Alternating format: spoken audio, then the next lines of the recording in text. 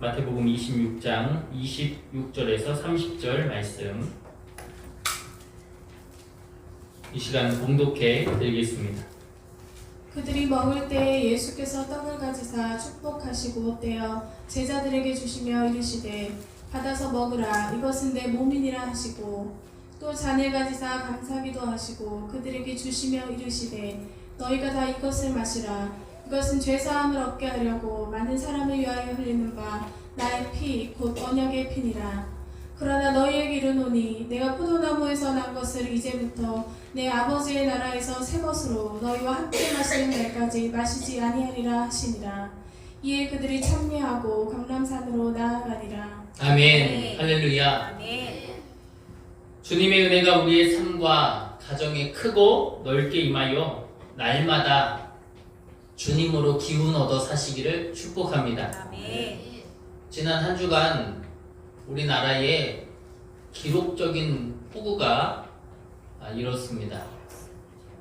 여러분도 뉴스에서 보셨겠지만 충남 쪽으로 굉장히 많은 비로 홍수 피해를 본 정말 많은 사람들이 있습니다.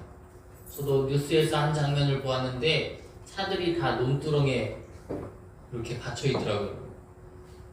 다 그 안은 진흙투성이가 되었고 또 집집마다 다 진흙투성이, 집기들은 다 넘어져 있고 참 얼마나 안타까운 광경인지 알 수 없습니다. 여러분, 그들을 위해서 우리가 함께 기도하고 또 실제적으로 그들을 도울 수 있는 그런 우리들이 되었으면 좋겠습니다. 교회는 또 하나님의 자녀는 자기 자신만 생각하는 사람들이 아닙니다. 하나님께서 우리에게 말씀하시기로 내 이웃을 뭐와 같이 사랑하라 하셨죠? 내 몸같이 사랑하라 하셨습니다. 그렇습니다.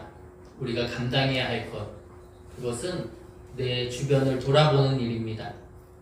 우리의 주변에 어려움을 당한 자, 힘듦을 당한 자, 염려를 당한 자들이 얼마나 많은지 모릅니다. 그들을 향해 우리의 마음으로, 또 때로는 우리의 물질로, 때로는 우리의 행함으로 도울 수 있는 그런 우리의 정말 행함의 넓이가 깊고 넓어지기를 주님의 이름으로 축복합니다.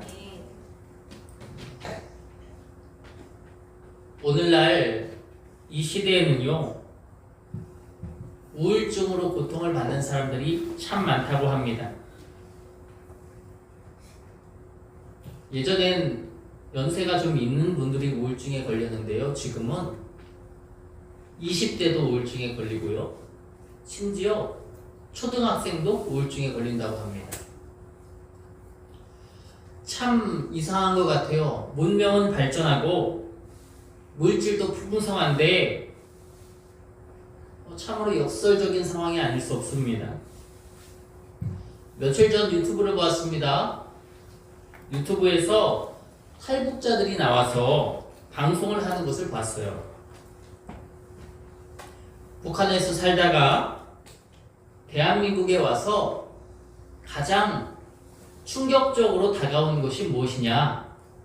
북한과 가장 크게 다른 것이 무엇이냐? 라고 질문자가 물었습니다. 그랬더니 탈북자 중 한 사람, 한 남자가 이렇게 대답하는 거예요. 제가 대한민국에 와서 가장 충격을 받은 것은 이렇게 좋은 나라에서 사는데 자살을 한다는 것이 참 안타깝고 충격적이었다. 이런 말을 하더라고요. 그러면서 그렇게 이야기를 덧붙입니다.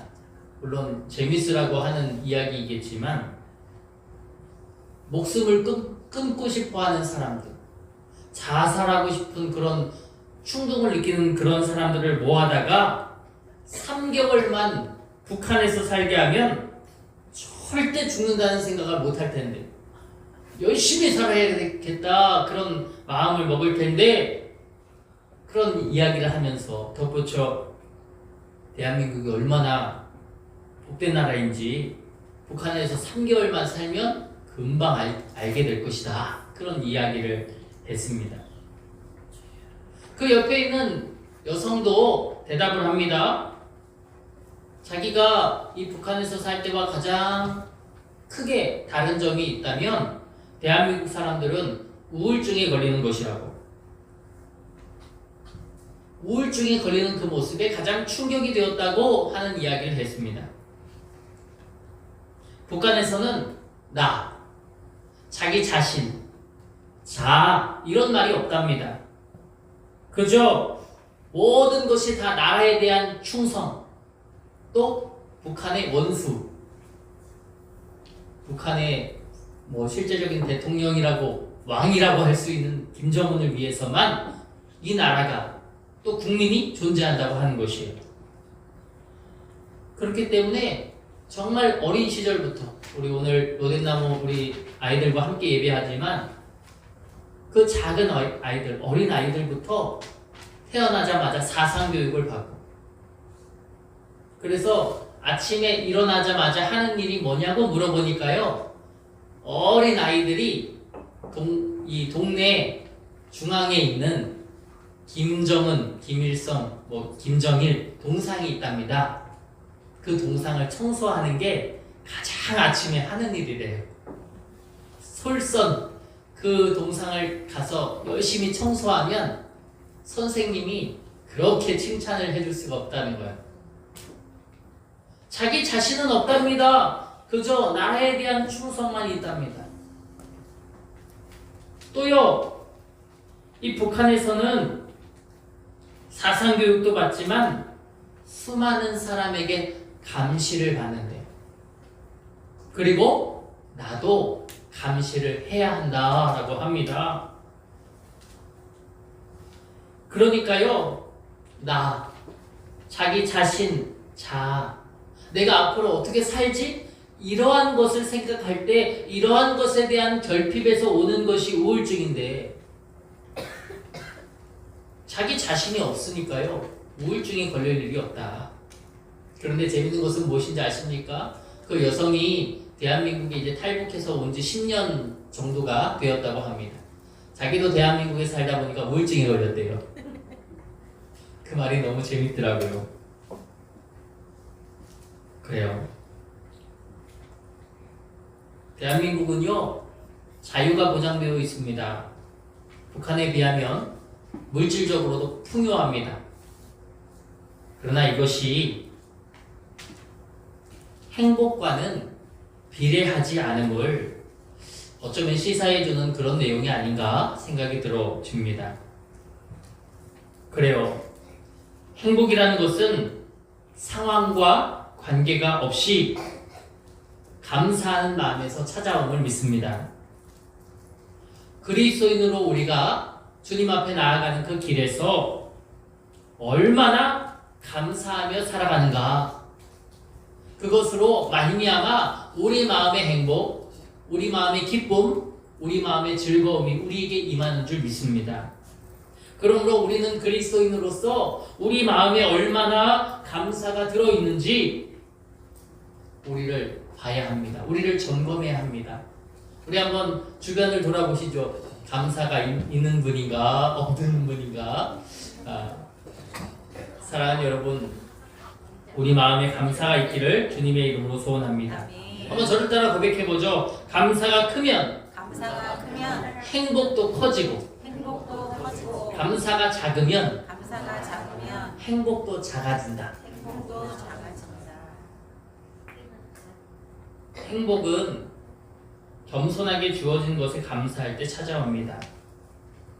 우리의 신앙도 감사할 때 깊고 바른 신앙이 되는 것을 믿습니다. 성경에서 저는 가장 감사의 본을 많이 보이신 분이 예수님이라고 생각합니다. 그래서 저는 오늘 말씀의 제목을 이렇게 정해 보았습니다. 우리 한번 제목을 같이 읽어보죠. 시작! 예수님의 감사를 본받아. 저는 성경에서 가장 감사를 많이 하신 분이 예수 그리스도가 아닌가 생각해 보게 됩니다. 그분은 죽기까지 순종하시며 감사하셨던 것을 성경에서 증언하고 있습니다. 그래서 저는 오늘 우리 모두가 예수님의 감사를 본받아 우리도 감사하는 삶을 살아가기를 소원합니다. 그러면 예수님은 어떻게 우리에게 감사의 본을 보이셨는가 우리가 한번 살펴보고자 합니다. 우리 첫 번째 우리 한번 같이 읽어보죠. 시작. 고난 앞에서도 하나님을 바라보며 감사하신 예수님. 감사의 조건은 하나님을 향한 집중력에 있습니다. 하나님을 얼마나 바라보는가, 하나님께 얼마나 집중하고 있는가, 그것에 따라 우리의 입술에 감사가 터져 나올 수도 있고 감사가 잠길 수도 있습니다. 하나님을 바라볼 때만 진정한 감사의 입술이 터져 나올 수 있게 된다라고 하는 것입니다. 진정한 깨달음과 감사가 가능하다라고 하는 것입니다. 예수님께서 십자가 고통을 12시간쯤 앞두고 계실 때 가장 잔인하고 고통스러운 십자가의 죽음이 예수님께 조금씩 다가오고 있었습니다. 그때 예수님은 제자들과 최후의 만찬을 나누시며 성만찬 예식을 제정하시고 계셨습니다. 예수님은 제자들과 떡과 잔을 나누시며 하나님께 감사 기도를 드리셨습니다. 오늘 본문입니다. 마태복음 26장 26절에서 27절 제가 봉독해 드립니다. 그들이 먹을 때에 예수께서 떡을 가지사 축복하시고 떼어 제자들에게 나눠 주시며 이르시되 받아서 먹어라 이것은 내 몸이니라 하시고 또 잔을 가지사 뭐 하셨대요? 감사기도 하시고 그들에게 주시며 이르시되 너희가 다 이것을 마시라. 아멘. 예수님이 제자들과 맛있는 저녁 식사를 하고 계십니다. 저녁을 먹는 그 시간 아마 너무나도 즐겁고 행복했을 것입니다. 그러나 예수님의 마음은 어떠셨을까요? 앞으로 12시간 후면 예수님은 죽습니다. 총에 빵 맞아서 죽는 것도 고통스러운데 예수님의 죽음은 한 번의 죽음이 아니오. 십자가 고통 속에서 처절하게 신음하다가 죽는 그런 고통의 죽음입니다. 십자가를 짊어지고만 가는 것이 힘든 것이 아닙니다. 자기에게 예수님은 진짜 대단해요, 멋져요, 훌륭해요, 예수님 본받고 싶어요 했던 많은 사람들이 넌 죽어도 싸다, 너 같은 놈은 죽어야 한다, 완전 180도 변해서 예수님을 죽이자 라고 말하는 그런 성난 대중으로 바뀌는 그 참담한 모습 속에서 예수님은 죽음으로 감당하셔야만 했다라고 하는 것입니다. 우리가 앞으로 12시간 후에 그렇게 처절한 고통 속에 죽게 된다고 한다면 이 저녁 식사, 이 떡과 포도주를 먹는 이 자리가 행복할까요? 기쁠까요? 이 말씀 안에서 감사기도를 하셨다, 감사가 나올까요? 아니요. 감사가 나오지 않을 것입니다. 이 앞에 우리도 아시는 분은 아시는 것처럼 꿈자랑터라는 곳이 생겼습니다. 얼마나 아름답게 꾸며 놓았는지 몰라요. 저희가 이곳에서 계속 지내면서 한 2년? 3년 동안 아마 저 건물을 지었던 것 같아요. 저 건물이 빨리 지어지기를 정말 고대했는데 지난 금요일날 개관을 하고 토요일, 이제 다음 주 월요일부터 내일부터는 이제 정상적으로 뭔가 이 꿈자람터가 열리게 될 것 같아요. 가보니까 1층에는 키즈 카페 같은 것도 있고 놀이시설 같은 것도 있고 2층에는 AR로 할 수 있는 것들 여러 가지 시설들이 있었습니다. 그래서 저도요 기분이 너무 좋은 거예요. 우리 교회 앞에 아이들이 뛰어놀 수 있는 아름다운 공간이 있다는 것이 얼마나 기쁜 일입니까? 그런데 어제 우리 권사님들과 함께 우리 꿈자한테 한번 갔었죠. 갔다가 좀 속상한 일을 경험했어요. 우리 권사님들도 함께 들으셨겠지만 꿈자람터를 이용하려면 아이가 있어야 된다는 거예요. 아이가 없으면 이용을 하지 못한대요. 그 안에 작은 체육관이 이 시설이 되어져 있는데 그 안에 탁구대도 있고 농구대도 있고 그렇더라고요. 이 탁구를 할 수 있습니까? 할 수 있대요. 단 누가 있어야 돼? 아이가 있어야 돼. 자녀가 있어야 돼요. 자녀는 몇 살까지 자녀예요? 24살이요. 또 농구대도 이용하려면 자녀가 있어야 돼요. 그 얘기를 해주는 거예요. 자녀와 함께 하면 부모님도 할 수 있다고. 그런데 제 마음에 말은 하지 않았지만 제 마음에 뭔가 말하지 못할 그런 근심 어린 마음이 들었어요. 집에 돌아왔어요.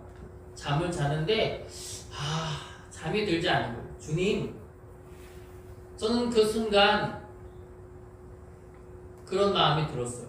요나와 같은 마음이죠. 요나가 방 넝쿨 아래에서 그 그늘 아래 고온하게 쉬고 있다가 하나님께서 그 다음날 그 방 넝쿨 아래 다시 쉬러 갔을 때에 하나님이 그 방 넝쿨을 죽게 하셔서 더 이상 그늘이 없어졌단 말이죠. 요나가 그것을 가지고 불평했어요. 하나님, 왜 방농골 때문에 내가 그늘로 쉬었는데 왜 그것을 없애셨습니까? 요나가 불평했거든요. 그랬더니 하나님께서 요나에게 네가 한 것이 뭐가 있냐? 방농골을 키워서 그늘을 생기게 한 것도 나고 그 그늘 생긴 걸 없앤 것도 난데 그런데 왜 네가 불평이 있다 하냐? 라고 하셨던 그 말씀이 제 마음에 떠올랐습니다. 제 마음 가운데 그런 마음이 들었거든요. 주님이 저에게는 자녀를 주시지 않는데요. 그럼 나는 저 꿈자람터를 목전에 두고도 가지 말란 얘기입니까? 저걸 보면서도 불평하란 얘기입니까? 저걸 보면서도 원망하란 얘기입니까? 주님, 나에게 있어서 저건 뭡니까? 제가 막 그런 불평하는 불평들이 막 터져 나오는 거예요. 그런데 주님이 제게 마음을 주시는 거죠. 내일 설교 제목이 뭔지 곰곰이 생각해봐라. 오늘의 설교의 내용이 감사에 대한 내용입니다. 그런데 제 마음에는 불평하고 원망하는 마음만 가득하더군요. 생각해보니까요, 하나님께서는 제게 많은 자녀들을 주셨음을 믿습니다. 여러분이 저보다는 연배도 많으시고 존경받아야 마땅하시는 다 그런 소중한 분들이시지만은 제게 있어서 여러분은 영적인 자녀입니다. 그래서 저는 영적인 자녀인 모든 우리 성도들을 위하여 매번 기도합니다. 매일 기도합니다. 내 자녀라고 생각하고 주님이 맡겨주신 나의 아름다운 자손들이라고 생각하고 저는 여러분들을 위하여 기도합니다. 하나님께서 제게 자손들을 맡겨주셨는데 저는 그저 그 혈연이라는 곳에 목이 메어서 그것만을 바라보며 그것만을 소유하려고 했던 그런 마음들이 제 안에 확 차요. 그것이 불평으로 터져나오지 않았는가 생각해보며 주님 앞에 회개하고 나니까 제가 새벽 4시쯤에 잠이 들었어요. 그래서 아침에 일어나서 아유 주님 그래도 잠을 잘 수 있게 해주셔서 감사합니다 이렇게 기도했거든요. 그렇습니다. 예수님은 죽기 직전에도 하나님께 감사기도 하심을 믿습니다.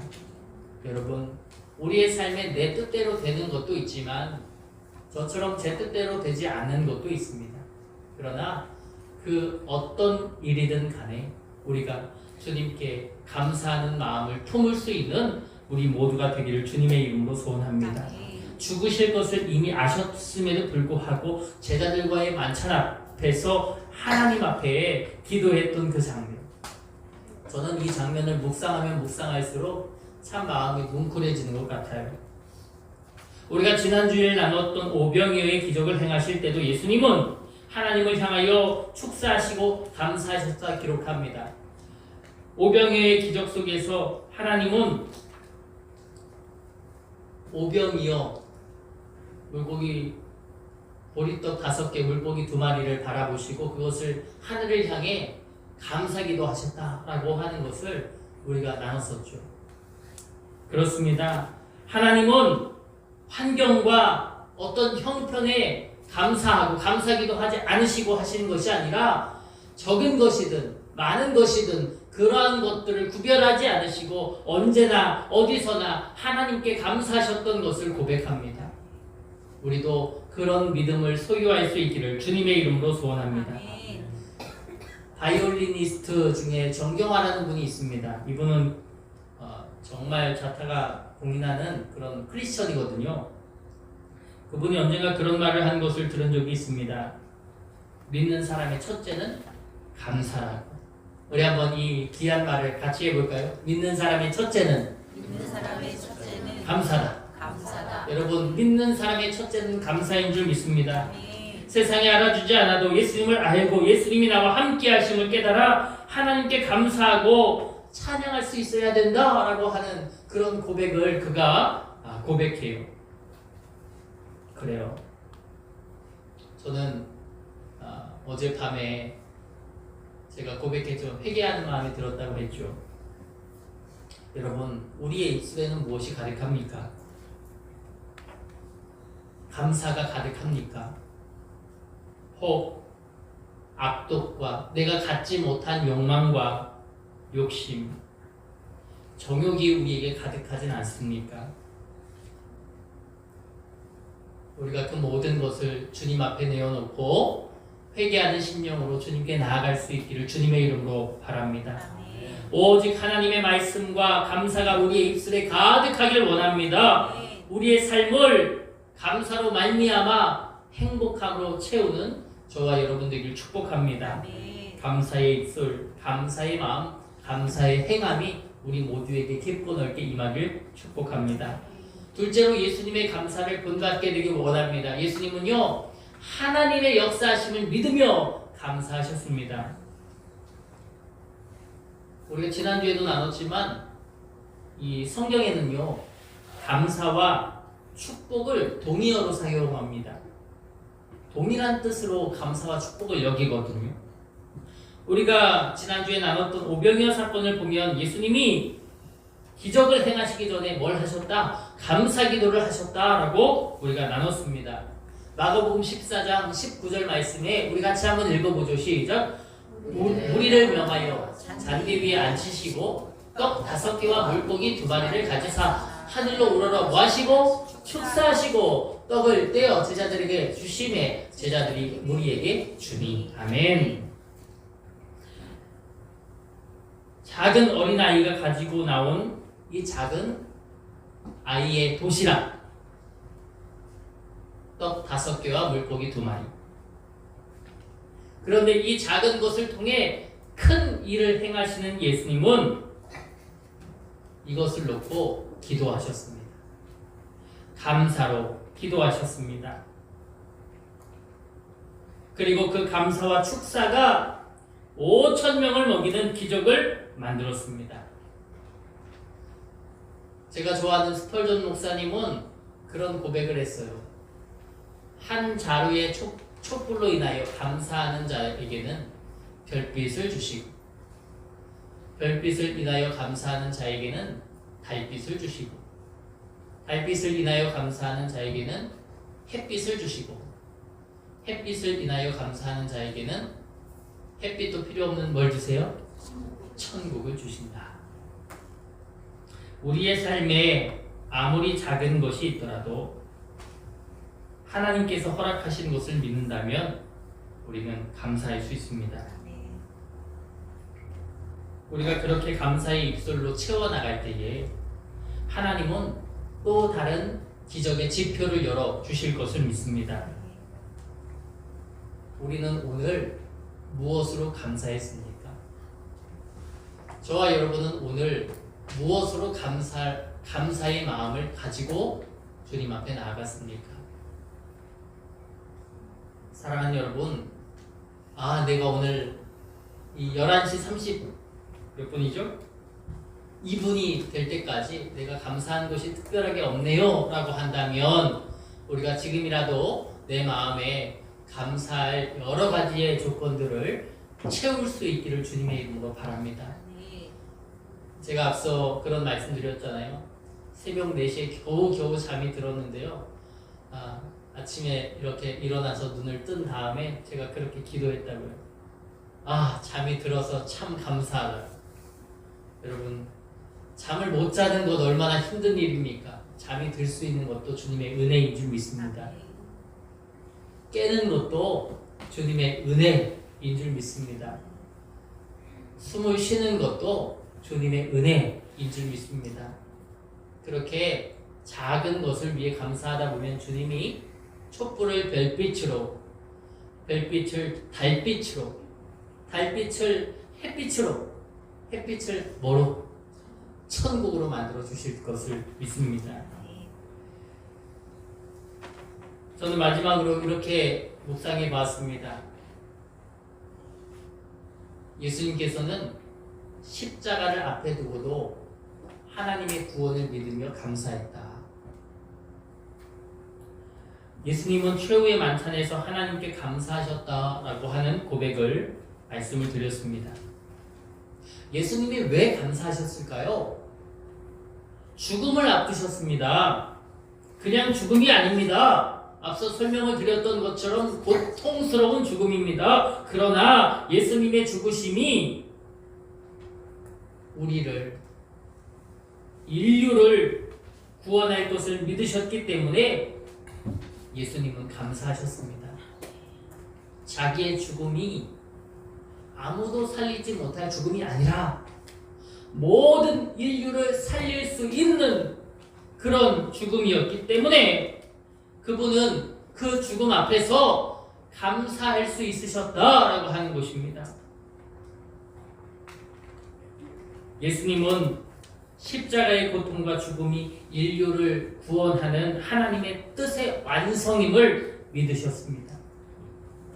그렇기 때문에 십자가 죽음의 잔도 감사로 받으셨던 것이에요. 저는 예수님의 그런 삶 가운데서 이 죽음과 관련한 그 걸음 가운데서 이 겟셋마네 동산에서의 기도를 빼놓지 못해요. 정말 이 기도야말로 감사한다라는 그런 표현은 없지만 그럼에도 불구하고 예수님이 감사하셨기 때문에 하나님의 그 뜻을 순종하신 것이 아닌가 생각이 되어집니다. 우리 한번 성경을 같이 읽어봤으면 좋겠는데요. 마태복음 26장 39절입니다. 우리 한번 같이 읽어보죠. 시작. 내 아버지여 만일 하시거든 이 잔을 내게서 지나가게 하옵소서.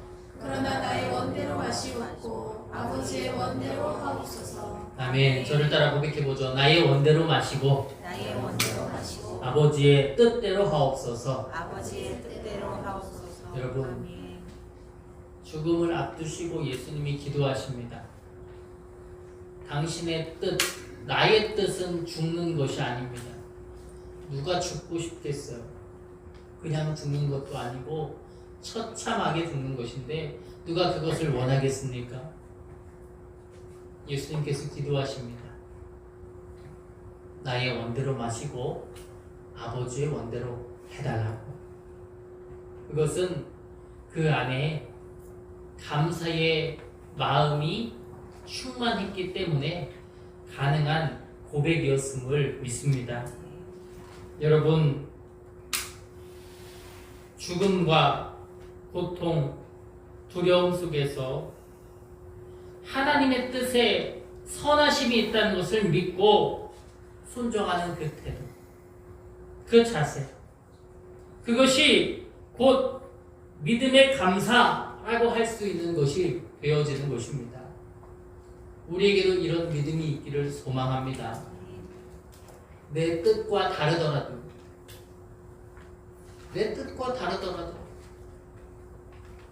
수많은 어린 심령들을 바라볼 때에 저도 그런 마음이 때때로 든다니까요. 나도 자녀가 있으면 얼마나 좋을까, 이런 마음이 때때로 듭니다. 그런데 가끔 제가 참 기분이 좋을 때가 있거든요. 언제 기분이 좋은지 아세요? 공원에서 저희 강아지와 이렇게 산책을 하고 있는데 갑자기 승우가 저 멀리서 저를 바라보고 목사님!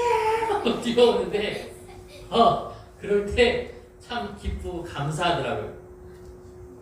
그래, 하나님께서 내게 주시지 않은 것도 있지만 내게 주시는 것도 있지. 여러분 함께 고백해 볼까요? 하나님께서 내게 주시지 않은 것도 있지만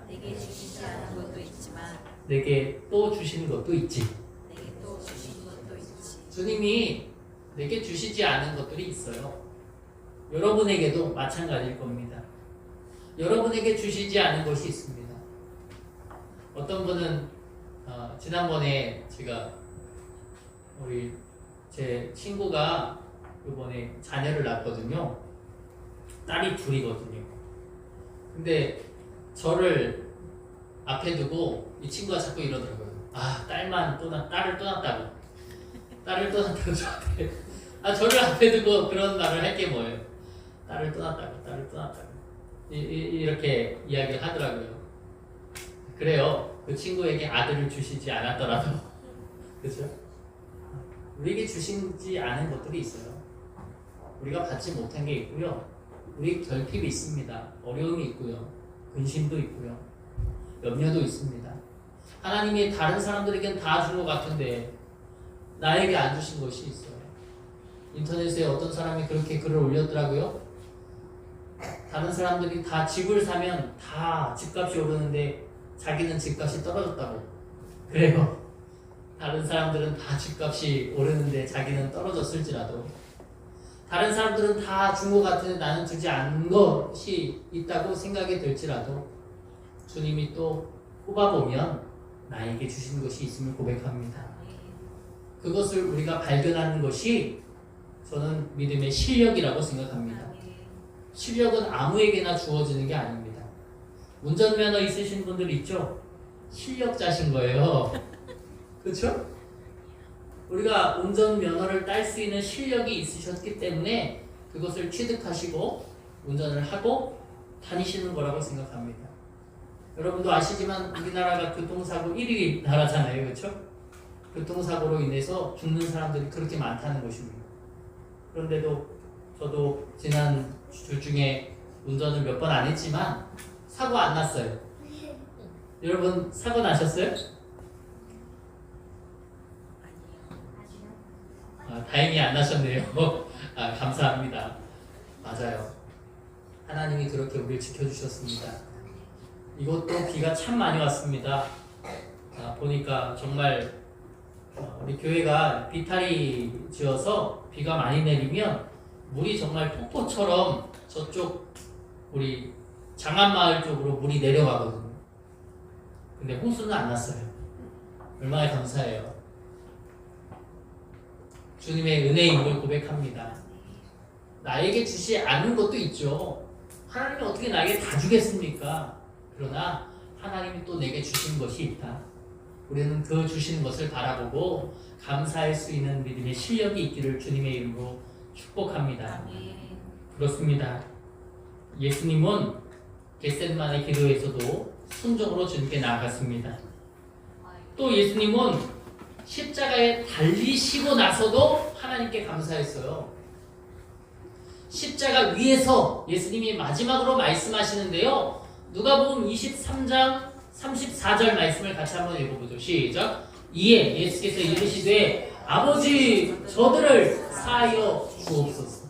자기들이 하는 것을 알지 못함이니이다 하시더라. 아멘.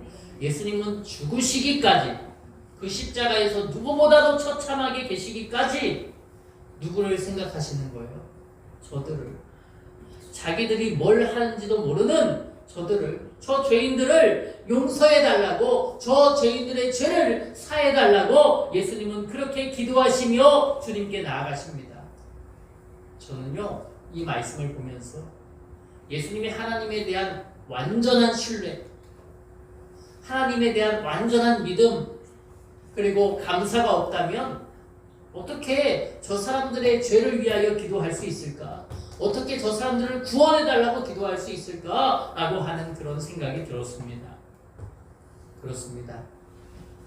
여러분, 우리가 사는 모든 삶 속에서 주님께 감사의 마음, 영원한 감사의 언어, 감사의 입술을 우리가 품고 나아갈 수 있기를 주님의 이름으로 바랍니다. 참 감사한 것은 우리 성도님들이, 저는 지금도 그런 생각을 종종 하는데요. 제 친구 목사님들한테 자랑하는 것이, 예전에도 제가 그런 설교를 한 적이 있습니다만, 큰 교회 성도님들도요 생일 감사헌금을 안 한다는 거예요. 생일날이 되면 감사 예물을 드리지 않는데요. 저는 그런 자랑을 예전에 했거든요, 친구에게. 우리 성도님은 생일 감사헌금을 하신다고. 내가 태어난 것을 하나님 앞에 감사하는, 얼마나 그것이 소중하고 귀한 것입니까? 내가 주님의 자녀가 되었다는 것, 내가 하나님의 자녀라는 것을 인정하고 고백하는 것이기 때문에 저는 정말 귀한 그런 예물이라고 생각합니다. 예물의 크기, 돈의 크기, 이러한 것이 중요한 것이 아니라 그것을 드릴 수 있는 그 마음, 그것이 하나님 앞에 큰 감사인 줄 믿습니다. 어제도 우리 성도님 차량 구매하셔서 위해서 기도했잖아요. 우리 강 권사님도 얼마 전에 차량을 구매하셨지만, 그래요. 우리가 또 때가 되면 차도 구매할 수 있고, 때가 되면 또 집도 구매할 수 있고, 때가 되면 여러 가지 것들을 우리가 함께 할 수 있는데, 그 은혜 속에서 우리가 그것을 소유한 것이 당연한 것이 아니라 하나님의 은혜라고 생각한다면 우리는 마땅히 그 안에서 기도로 주님 앞에 나아가야 함을 고백합니다. 그것이 주님 앞에 감사로 펼쳐지는 적용점이 됨을 고백합니다. 사랑하는 여러분, 우리 모두가 살아가는 그 삶 속에서 감사할 수 있기를 소원합니다. 고난 앞에서도 하나님 앞에 감사할 수 있기를 바랍니다.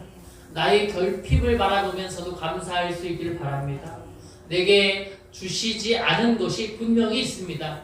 그러나 또 주신 것을 발견하면서 주님 앞에 감사로 나아가시길 축복합니다. 하나님의 역사하심을 믿으며 감사합시다. 죽음을 앞두고 있더라도 하나님이 나를 구원하여 주실 것을 믿으며 감사하는 우리가 되길 원합니다. 어디에서나 무엇을 하든지 감사하시길 축복합니다. 우리가 세상 사람들보다 나은 것이 있다면 저는 다른 것이 아니라고 생각해요. 우리가 세상에 많은 사람들보다 나은 것이 있다면 그것은 주님을 선택한 것임을 믿습니다. 주님의 선택을 받은 것임을 믿습니다. 우리 마음에 내가 주님의 선택을 받았기 때문에, 또 내가 주님을 선택했기 때문에 내가 이 자리에 있고, 그렇기 때문에 내가 주어진 것만 감사하는 것이 아니라 주지 않은 것에도 또 내가 그것을 넘어서 모든 것을 향해서 감사의 마음을 품을 수 있다는 그 사실에 우리가 기쁨으로 나아갈 수 있는 저와 여러분 모두가 되길 주님의 이름으로 축원합니다. 감사를 이루시길 축복합니다. 우리 함께 기도하죠. 오늘 주신 말씀을 우리의 마음에 담아 함께 기도합니다. 주님이여, 살아가다 보니 주님이 내게 주시지 않은 것이 있음을 고백합니다. 그래서 어느 때는 그 주시지 않은 것 때문에 슬프고, 또 어느 때는 그 주시지 않은 것 때문에 원망이 되고, 또 어느 때는 그 주시지 않은 것 때문에 불평이 될 때도 있습니다. 그러나 예수님께서 걸어가셨던 그 길의 감사의 고백들이 우리에게 담겨 내게 주시지 않은 것만 있는 게 아니라 내게 주신 것이 많음을 깨닫습니다.